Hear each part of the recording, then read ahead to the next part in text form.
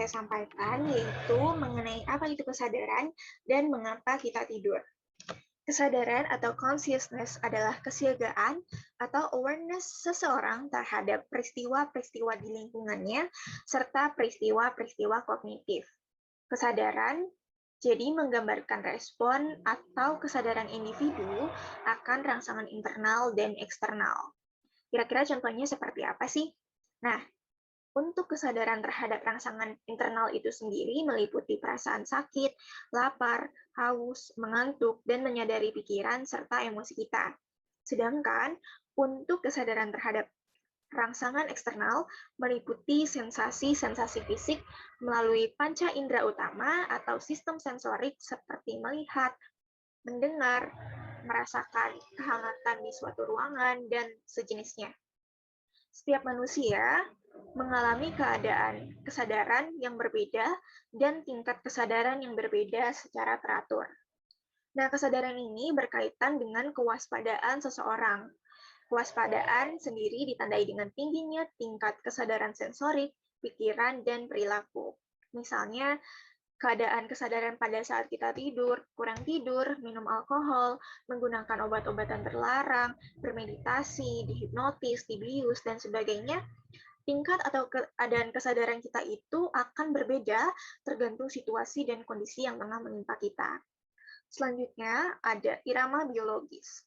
Biologis ritme adalah ritme internal aktivitas biologis. Contohnya terjadi pada siklus menstruasi wanita yang mana selalu berulang di setiap bulannya. Terdapat juga siklus biologis yang jauh lebih pendek, misalnya suhu tubuh berfluktuasi secara siklis selama periode 24 jam. Dalam hal ini, kewaspadaan dikaitkan dengan suhu tubuh yang lebih tinggi dan kantuk dengan suhu tubuh yang lebih rendah.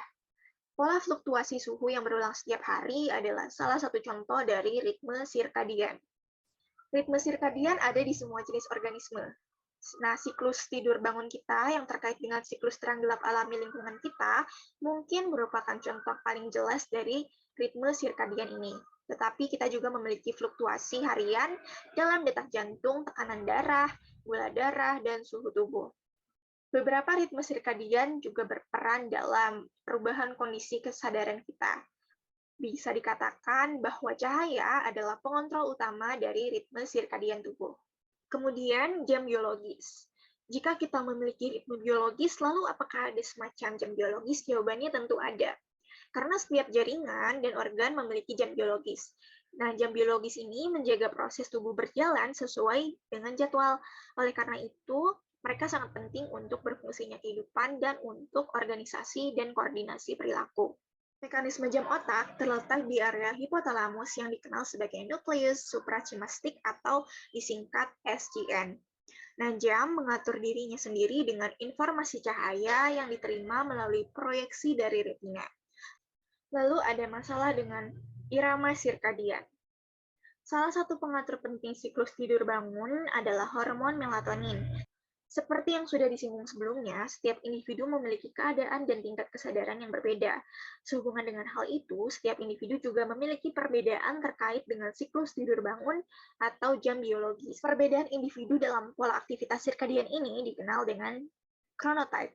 Nah, jam biologis itu sendiri terdiri dari dua jenis, yaitu early bird atau juga dikenal dengan larks dan night owl. Early bird atau morning person sendiri adalah orang yang suka tidur malam lebih cepat dan suka bangun pagi-pagi. Sedangkan night owl di sisi lain adalah seseorang yang justru sebaliknya, yakni tidurnya larut malam dan bangun lebih siang. Penelitian menunjukkan bahwa kedua jenis jam biologis ini berbeda dalam hal pengaturan tidur. Regulasi tidur mengacu pada kontrol otak untuk beralih antara tidur dan terjaga serta mengkoordinasikan siklus ini dengan dunia luar. Mungkin di antara teman-teman semua ada yang menganggap atau mengatakan bahwa dirinya termasuk morning person atau bahkan night person. Nah, kalau kalian sudah tahu kalian termasuk tipe apa berdasarkan jam biologisnya, kalian juga perlu tahu perbedaan antara keduanya dan bagaimana karakter masing-masing tipe serta persamaannya. Kemudian ada gangguan dari tidur normal. Nah, ada kalanya seseorang mengalami situasi di mana jam sirkadiannya tidak sinkron dengan lingkungannya. Misalnya ketika orang bepergian melintasi beberapa zona waktu atau bekerja secara shift bergilir. Nah, mereka ini dapat mengalami jet lag atau gangguan siklus sirkadian yang dapat menyebabkan insomnia, kantuk, kelelahan, peningkatan emosi, dan penurunan kewaspadaan. Ketika orang mengalami kesulitan tidur atau pergi untuk waktu yang lama tanpa tidur karena pekerjaan atau tuntutan kehidupan sehari-hari, mereka akan mengalami hutang tidur dan berpotensi mengalami sejumlah konsekuensi psikologis dan fisiologis yang merugikan seperti yang tertera pada gambar.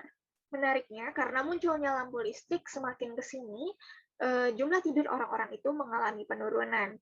Meskipun memang tidak dapat dipungkiri bahwasannya lampu listrik di malam hari itu sangat membantu dan memberikan kenyamanan bagi aktivitas kita di malam hari. Hal ini dikarenakan cahaya lampu di malam hari otomatis membuat seseorang lebih aktif ketimbang zaman dulu. Akibatnya banyak dari kita tidurnya itu kurang dari 6 jam semalam dan hal inilah yang membuat atau menimbulkan hutang tidur. Nah, menurut National Sleep Foundation, idealnya durasi tidur seseorang yang berusia 18-25 tahun itu adalah sekitar 7-9 jam. Dalam kasus bekerja secara shift, jadwal individu berubah begitu sering sehingga menjadi sulit untuk mempertahankan ritme sirkadian yang normal. Hal ini sering mengakibatkan masalah tidur dan dapat menyebabkan tanda-tanda depresi dan kecemasan akibat perasaan lelah dan agitasi yang terus-menerus. Umumnya, kondisi seperti ini sering dialami oleh tenaga kesehatan dan bahkan kita sebagai mahasiswa tentu juga tidak asing dengan situasi dan kondisi ini. Nah, efek ini dapat terjadi sebagai respon dari hutang tidur. Seseorang yang kurang tidur umumnya akan tertidur lebih cepat dan mengalami kesulitan untuk tetap terjaga. Selain membuat seseorang lebih rentan untuk membuat kesalahan atau membahayakan dirinya sendiri dalam pekerjaan, jadwal kerja semacam ini juga mempengaruhi hubungan para pekerja dengan keluarganya. Karena gangguan dalam ritme sirkadian ini dapat memiliki konsekuensi negatif, ada beberapa hal yang dapat kita lakukan untuk membantu kita meringankan atau menyelaraskan kembali jam biologis kita. Di antaranya adalah dengan menggunakan terapi cahaya terang yang mana telah terbukti menjanjikan dalam menangani gangguan sirkadian. Tidur dan mengapa kita tidur. Menurut Siegel, definisi tidur juga harus mencakup penyebutan interaksi mekanisme sirkadian dan homeostasis yang mengatur tidur. Pengaturan homeostatis tidur dibuktikan dengan tidur kembali atau sleep rebound setelah kurang tidur.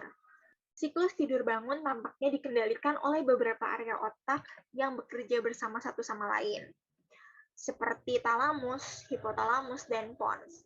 Tidur juga dikaitkan dengan sekresi dan pengaturan sejumlah hormon dari beberapa kelenjar endokrin termasuk melatonin, hormon perangsang folikel atau disingkat FSH, hormon luteinizing atau LH, dan hormon pertumbuhan. Seperti yang sudah disinggung sebelumnya juga, kelenjar pineal yang melepaskan melatonin saat tidur menurut Hardeland dan kawan-kawan, melatonin diduga terlibat dalam pengaturan berbagai ritme biologis dan sistem kekebalan tubuh.